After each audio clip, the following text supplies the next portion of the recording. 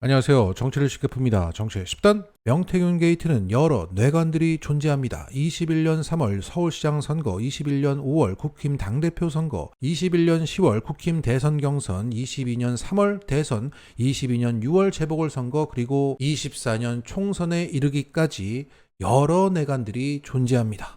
이 중 2022년 10월 19일에서 21일 국힘 대선 경선 과정에서 명태균에게 57만 건의 국힘 당원 명부가 유출되고 그것으로 명태균이 자체 여론조사를 돌린 것에 대해서 민주당 노정면 의원이 집중적으로 때리고 있습니다. 자, 앞으로 이것을 노정면 포인트라고 부르겠습니다. 이 노정면 포인트가 중요한 것은 명백한 법률 위반이 여기서 확인되었기 때문입니다. 명백한 법률 위반이니까 이것을 시작으로 째고 들어갈 수 있다는 거죠. 자, 우리가 가장 핵폭탄으로 보고 있는 것은 그 강혜경 씨의 증언이죠. 명태균이 여론조사 비용 3억 7천 대신 김영선 공천 받아왔다라는 것이고, 거기에 해당하는 명태균의 육성이 확보된다면 정말 대박이겠죠. 하지만 그 육성이 존재하는지 확실치 않습니다. 만약 그게 나온다고 하더라도 여론은 크게 환기되겠지만 용산은 명태균의 일방적인 주장이다, 허풍이라며 버틸 것이 분명합니다. 그러니까 민주당이 앞으로 띄울 상설특검에 이 명태균 게이트를 태워서 가야 하는데 그 개문발차를 어디서 해야 하냐면 명백한 법률 위반이 확인되고 있는 이 노정면 포인트에서 시작해야 한다는 겁니다. 그래야 압수수색 영장 발부, 구속수사가 원활해진다. 이게 명백한 불법이라는 근거는 두 가지입니다. 2021년 10월 19일, 21일 두 차례 실시된 명태균의 자체 여론조사는 선관위에 신고되지 않았다. 선거법 위반. 무상으로 진행되었다. 정치자금법 위반. 자, 노정면 의원의 관련 발언을 들어보시겠습니다. 이거 신고가 안 됐어요. 그러면 신고가 안 됐으면 이것은 위법 또는 불법의 소지가 있다 이렇게 봐야 되는 것은 아닐까요? 그러니까 그 부분에서 불법일 가능성이 하나가 있고 예. 하나는 의뢰자가 돈을 안 줬기 때문에 네. 그것도 정치자금법 위반일 수 있고, 그래서 선거법과 정치자금법을 좀 들여다봐야 될 것 같습니다. 네. 자, 특히 무상으로 진행되었다는 것은 너무나 확실합니다. 자, 이것은 미래한국연구소가 당시 두 차례 실시한 자체 여론조사 결과 보고서입니다. 그리고 이것은 MBC와 스픽스가 확보해서 공개하고 있는 강혜경 씨가 제공한 그 3억 7천짜리 청구서입니다. 이것을 명태균이 뽑아달라고 했고 이걸 가지고 윤건희한테 돈 받아올게 했지만 갔다 와서는 돈 대신 김영선 공천 받아왔어 라고 말했다는 거죠. 자, 오른쪽 부분을 보시면 미래한국연구소 대선 자체 현황이 나오죠. 자, 문제의 2021년 10월 19일에서 21일 조사 항목 두 개가 나옵니다. 두 번의 여조가 총 800만 원이었는데 입금이 안 됐습니다. 여기에 대해서 명태균은 이렇게 말합니다. 저는 기억이 잘 모르겠어요. 전체적인 내가 한 거에 대해서는 정리를 해야 되기 때문에 뽑아달라 했을 것 같아요. 저는 기억이 잘 모르겠어요. 청구서 전체적인 내가 한 것에 대해서는 정리를 해야 되기 때문에 뽑아달라고 했을 것 같아요. 자, 다시 한 번만 들어보시죠. 저는 기억이 잘 모르겠어요.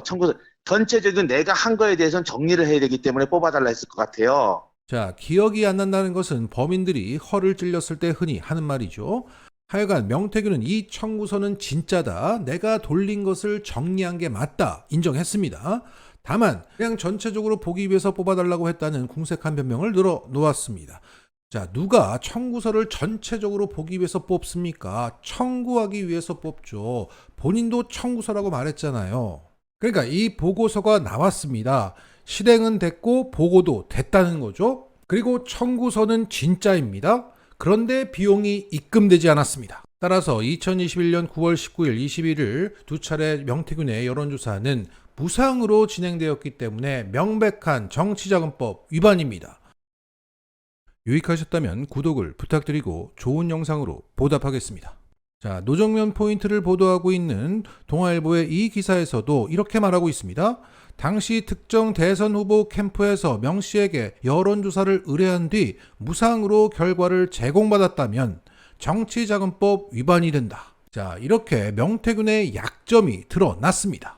그리고 이 노정면 포인트가 자신의 약점이라는 것을 명태균 스스로가 말하는 장면도 나왔습니다. 자, 12일 오후 명태균은 이런 뜬금없는 글을 올립니다. 미래한국연구소는 제 소유 회사가 아닌데 실질적인 운영 등 포함 악의적인 허위 사실을 유포하고 보도하면 법적 대응하겠다. 자, 정말 뜬금포죠. 미래한국연구소의 실질적인 소유주가 명태균이라는 것은 누구나 다 확신하고 있는 상황에서 자신만 부인하고 있는 겁니다. 이 뜬금포 글은 12일 오전에 올라온 동아일보의 기사를 보고 작성한 겁니다.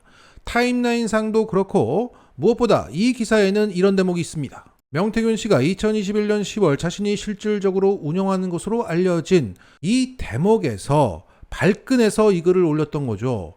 다시 말해 노정면 포인트를 다룬 동아일보의 기사를 보고 너무나 당연한 사실을 부인하지 않으면 안 되는 상황임을 느껴서 이 뜬금포 글을 작성한 겁니다. 따라서 노정면 포인트에 명태균은 이전까지는 보이지 않았던 이상 반응을 보였다. 여기가 그의 약점이라는 겁니다. 그러니까 명태균에게 약점 잡힌 윤석열 정부의 검찰은 못하니 명태균의 약점을 잡은 민주당의 상설특검이 이 명백한 법률 위반으로 압수수색 영장받아 강제 수사에 들어가면 게임 끝이다. 그런데 현재 민주당의 상설특검 수사 요구안에 적시된 그 수사 대상은 세간수사 외압 의혹, 삼부토건 주가 조작 의혹, 그리고 국회 증언 감정 등에 관한 법률 위반 사건 등 이렇게 세 가지입니다.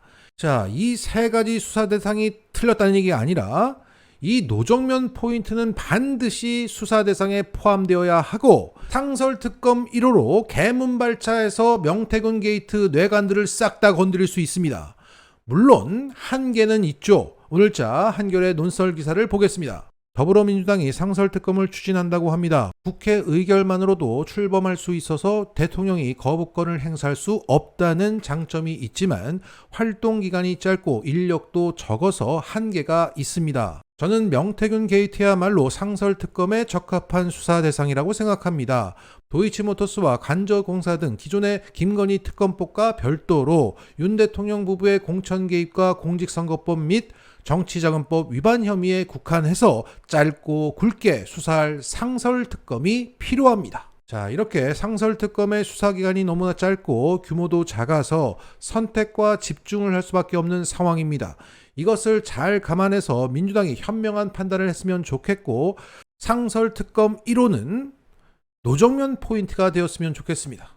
그리고 이걸 잘만 건드리면 치명타가 될 수도 있습니다. 노정면 의원이 57만 건 유출을 터뜨리자 국힘의 반응은 매우 순했습니다. 민주당도 마찬가지였다며 물귀신 작전으로 나오지도 않고 곧바로 진상조사에 착수한다고만 했습니다. 그만큼 아픈 곳을 찔렀다는 방증입니다. 이준석이 당대표로 있었던 국힘당은 당시 윤석열, 홍준표, 유승민, 원희룡 캠프에 57만 건 당원 명부를 각각 줬습니다. 물론 그 전화번호는 안심번호로 바꿔서 줬지만 당원 이름의 성별, 거주 지역 정보를 함께 줬습니다. 반면 민주당은 안심번호와 지역 정도만 준다고 합니다. 그리고 민주당은 캠프에 주는 안심번호의 유효기간은 2일 정도였는데 당시 국힘당은 그 유효기간이 20일이었습니다. 그러니까 민주당에 비해서 국힘당은 노출시킨 정보도 많고 그 활용할 수 있는 기간이 매우 길었습니다. 여기에 당시 당대표였던 이준석은 그 목적이 유권자 맞춤 메시지 발신용이라며 문제될 게 없다고 했습니다.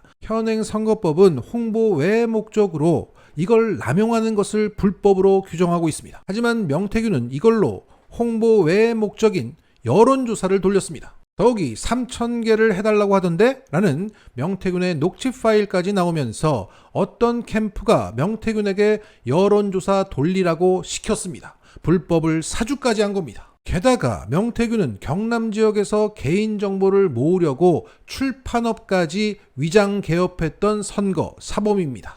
그에게 한 번에 57만 건의 개인정보가 갔다는 것은 고양이에게 생선 가게를 맡긴 겁니다. 실제 명태균은 당시 여론조사를 돌린 결과를 가지고 재가공하고 재활용했다는 정황도 발견되고 있습니다. 따라서 2021년 10월 이준석의 국힘 중앙당은 이걸 줄 테니 각 캠프마다 한번 마음껏 활용해보세요.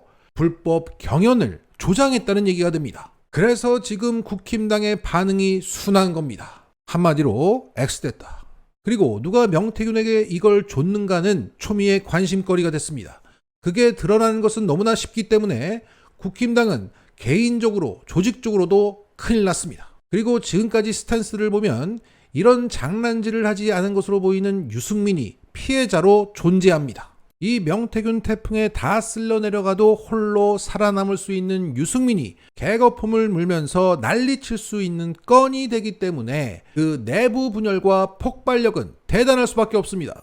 결국 민주당의 상설특검이 노정면 포인트를 잘만 건드리면 국힘당 해체 소리가 나올 수밖에 없는 상황입니다.